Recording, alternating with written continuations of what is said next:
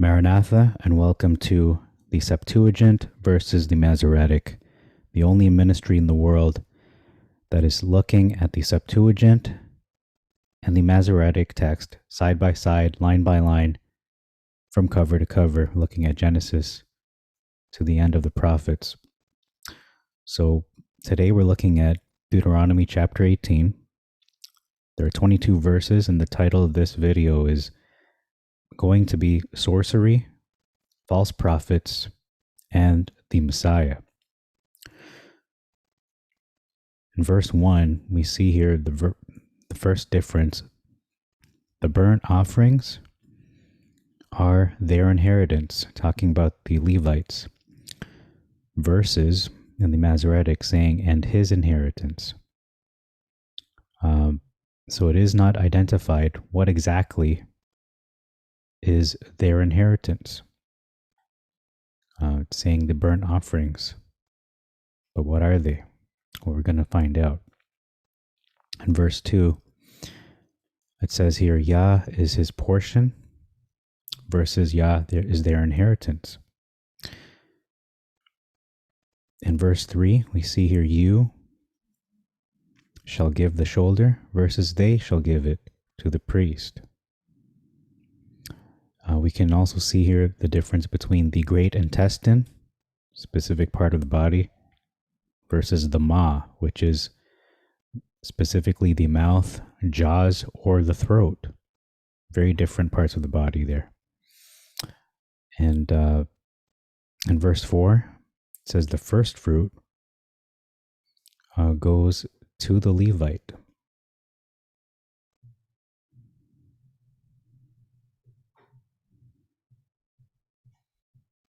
So that is a specific detail.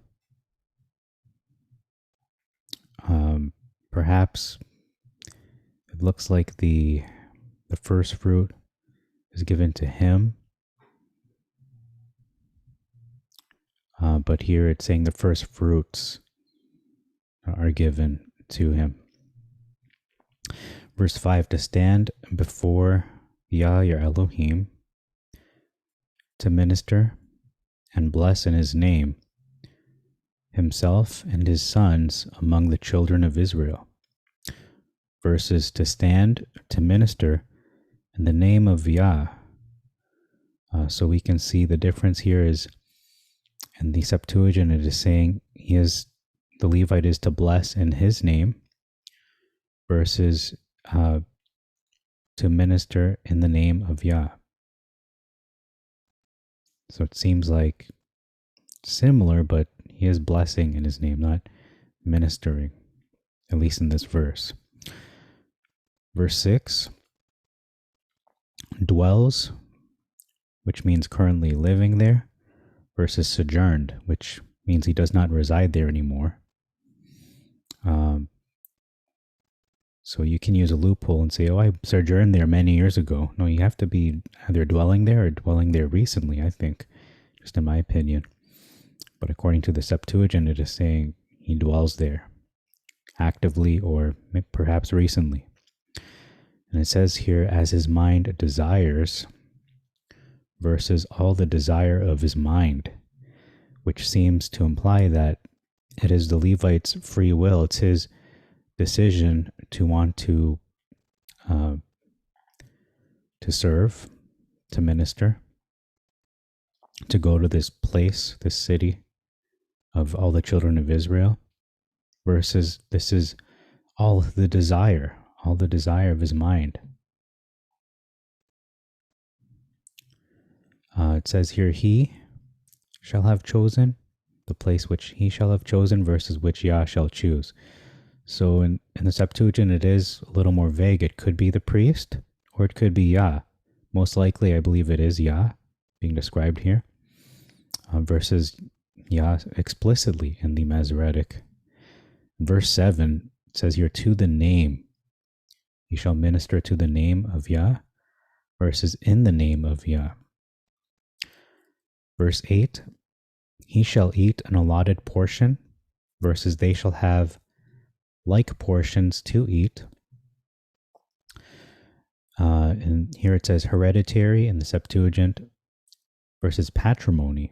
Now, patrimony is an inheritance acquired from your father, but hereditary can be passed from either father or mother. A little more inclusive in the Septuagint, perhaps. Verse 10, it says, there shall not be found in you one who purges his son or his daughter with fire. The Masoretic, this is sort of a memory verse, at least for me, where we recall that Yah does not want anyone to make his son or his daughter to pass through the fire. Now, this is a very tricky wording, because passing through the fire, there is a chance that somebody could interpret it to mean you're walking through it. You're going through the fire. It's saying pass through. It doesn't say put into, but pass through, which would imply that there is a slight chance, a slim chance, that not only are they going through the fire from one point to another, but they may even survive, perhaps. Maybe they'll come out badly burnt, but still alive. But to purge with fire means to eliminate, to get rid of, so there is no chance of survival. I think it's a lot more explicit in the Septuagint that this isn't a fire merely to just burn, or you're going through point A to point B. You are staying in the fire to be killed, to be sacrificed. Next, it says here, there shall not be one, continuing this list of prohibitions, one who deals with omens. And this gets into the sorcery part here. So omens is defined by Merriam-Webster as a sign or a warning that something will happen in the future. And augury is described here as well, which is divination from auspices, which can be observation of the flight and feeding of birds in order to discover omens. Just fix that there. Versus a witch. This is interesting because a witch, by definition, is a practitioner of Wicca or a herbalist, some definitions say. When we look at Exodus 22, verse 18, which is a verse that comes to mind regarding another time where the word witch was mentioned, it doesn't actually say witch in the Septuagint. It does say a witch in the Masoretic, saying, you shall not suffer a witch to live. But it actually says sorcerers, not witch, which could be male or female. Because I think people think of witches as automatically female, whereas a warlock is more of a male. But again, no mention of witches here. And then also says a wizard in the Masoretic text right here in verse 11, a wizard. So that begs the question, what about the witch of Endor? Well, I don't think he should have went there. King Saul should have went there, but that's going ahead of ourselves because we haven't gone there yet. It also describes in the Septuagint one who is an observer of signs. And looking into the various definitions of what could be signs, I gravitated towards possibly, most likely, the zodiac, horoscopes and such. In the Masoretic, it is talking about an observer of the times, or of times, which is the parallel in that translation, which could mean those who observe seasons, or even the equinox, different equinoxes. It talks about a sorcerer who employs incantation, which is defined as a use of spells or verbal charms that are spoken or sung as a part of a ritual of magic. Also, it is a written or recited formula of words designed to produce a particular effect. In the Masoretic, it talks about an enchanter, which is someone who influences by charms and incantation to attract and move deeply. So it's rather similar, but I find that it is more explicit in the Septuagint that this individual of a sorcerer employing incantation is basically practicing magic, whereas an enchanter seems to just want to attract. It's influencing, it's not employing magic explicitly, at least. It talks about one who has in him, in verse 11, a divining spirit. So this is somebody who has a spirit in them. Perhaps they are possessed by that said spirit. On the other hand, the Masoretic talks about a consulter with familiar spirits. So it's somebody who is in consultation, communicating with the dead, not somebody who's possessed. I'm not trying to justify that you're okay consulting with them. I'm basically saying that, this person is on the echelon of perhaps witchcraft and sorcery. This is a lot higher. He has a divining spirit in them. This is somebody most likely possessed, has a demon in them, perhaps even. We have the term questioning the dead, which we have a modern parallel with the Ouija board, where people ask questions of the dead, and then they answer, versus a necromancer. A necromancer is defined as a conjuration of the spirits of the dead for purposes of magically revealing the future or influencing the course of events.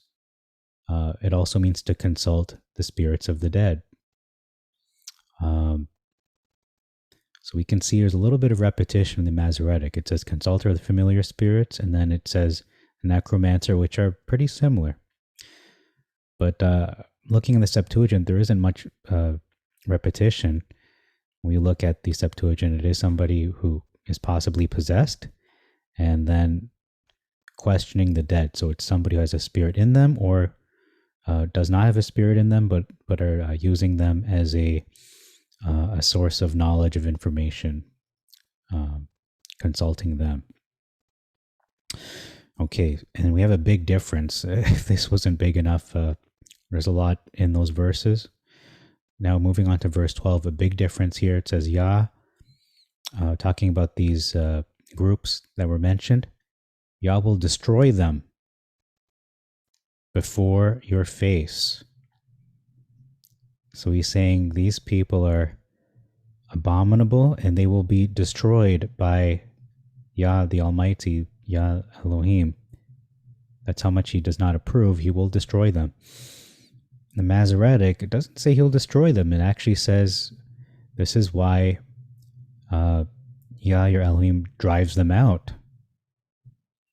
So the Masoretic isn't saying get rid of them, kill them, eliminate them. He's saying, I'm just going to evict them. I'll displace them from the land. I'll let them live. That's not fitting in with his character, especially if it's an abomination. Verse 13. Perfect, you shall be perfect before Yah, your Elohim. So in the presence of, you shall be perfect before him, in front of his face, in his sight, or however you want to interpret that. Versus you shall be perfect with Yah. So does that mean in your relationship with him or in dealing with him? It's not easy to say, but it is a little more vague in the Masoretic. Verse 14, omens. They will listen to omens and divinations. These are the nations that were taken out. And this is what they did. Listen to omens. But in the Masoretic, they were observers of times. So we can see that I think it's a continuous difference if we look back to omens. What are they comparing it with? It's saying with a witch. Okay, it doesn't really say that. Verse 15, we have a very important messianic prophecy. I'm just going to read it. in the Septuagint, Yah, your Elohim, shall raise up to you a prophet of your brethren, like me. Him shall you hear. And then jumping to verse 18, it says, I will raise up to them a prophet of their brethren, like you, like Moses. And I will put my words in his mouth, and he shall speak to them as I shall command him. So I'm going to just jump ahead a little bit. We haven't covered any of the New Testament, but I think it's important that we just look at these verses here in John 12, just to back up the statement. So it says here in John 12, 49 to 50, I certainly didn't speak on my own initiative, words of Yehoshua HaMashiach, but the Father who sent me commanded me as to what I am to say and what I am to speak. And I know that his command is eternal life. So whatever I say is exactly what the Father has told me to say. So it's just backing up what is said in verse 18. So I'm going to go to John 14 now and give you verses 10 and 24. Here it is, verse 10.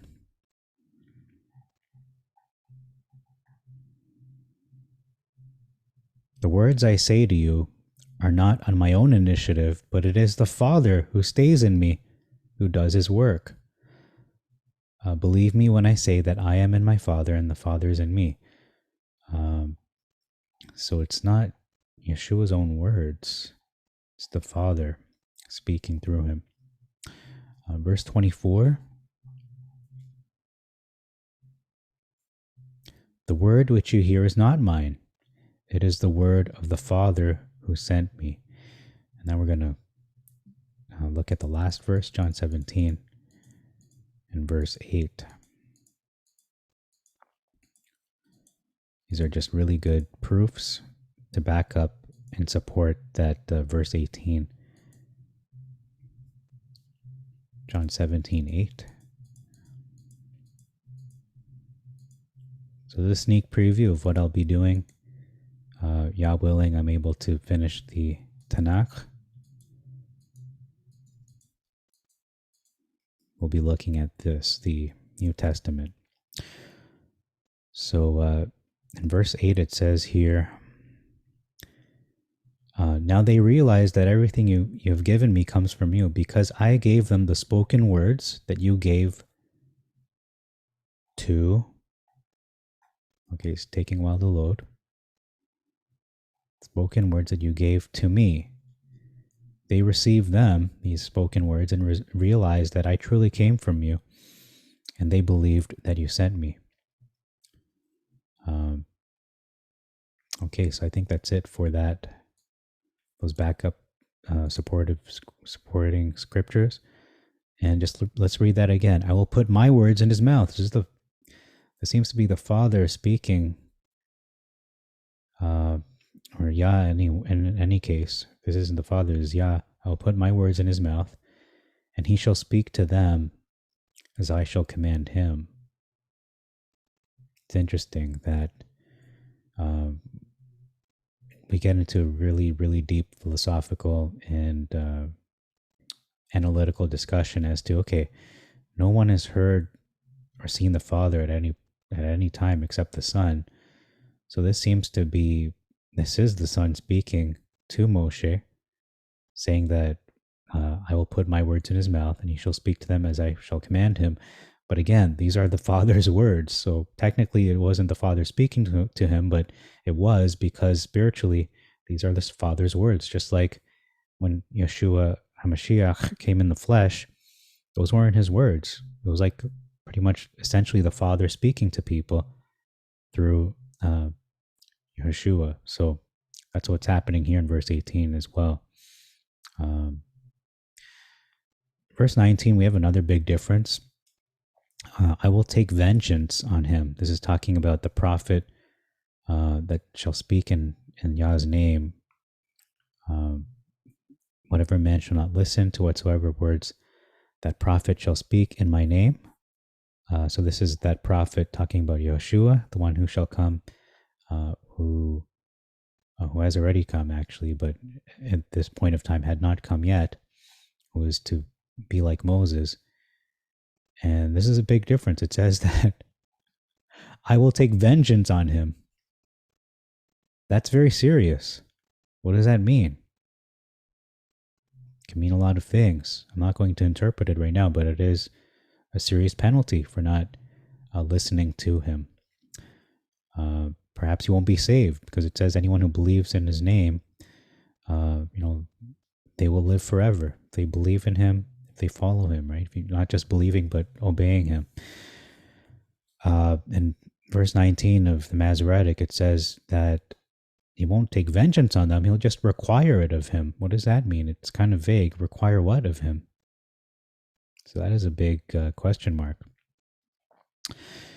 Verse 22, the last verse, another big difference. We finish off with a big difference here. It says that prophet, talking about a false prophet that has not come in the name of Yah, and whatever they speak does not come true, does not come to pass. It says that Yah says that prophet has spoken wickedly. So we've spoken evil. You shall not spare him. You shall not spare him. You won't keep him alive. You're going to most likely kill him, because if you don't spare, you kill. I think that's most likely what they did. And then it says here in the Masoretic, the prophet has spoken it not evil, but presumptuously. So they just stepped outside their bounds. You shall not be afraid of him. So you can see a different judgment. It's either don't spare him in the Septuagint, which means you either, you're not taking mercy on him. It could mean killing him. It could mean kicking him out. But in the Masoretic, it's not even, it's kind of even lower than that. It's not even kicking him out. It's just don't be afraid of him. So you're just allowing him to be. It's not talking about taking any action against that. You're just supposed to feel differently towards him. And I have a lot of trouble with that. I have a problem with these differences. So that's why I'm doing this channel. So I think of all the things we noticed here, the Messianic prophecy stands out for sure. We can see that Yah will take vengeance on those who don't listen to that prophet, to Yeshua. That is a very serious penalty. Those are serious consequences. So I think that'll be the title of this video. God will take vengeance, or Yah will take vengeance on those who don't listen to Yeshua. Doesn't say require of him. What does that even mean? So that's the truth about this chapter, about these words, about these verses. Thank you very much for your time. May Yah bless you and make your way prosperous. Till next time, you've been watching the Septuagint versus the Masoretic. Maranatha, the Lord is coming.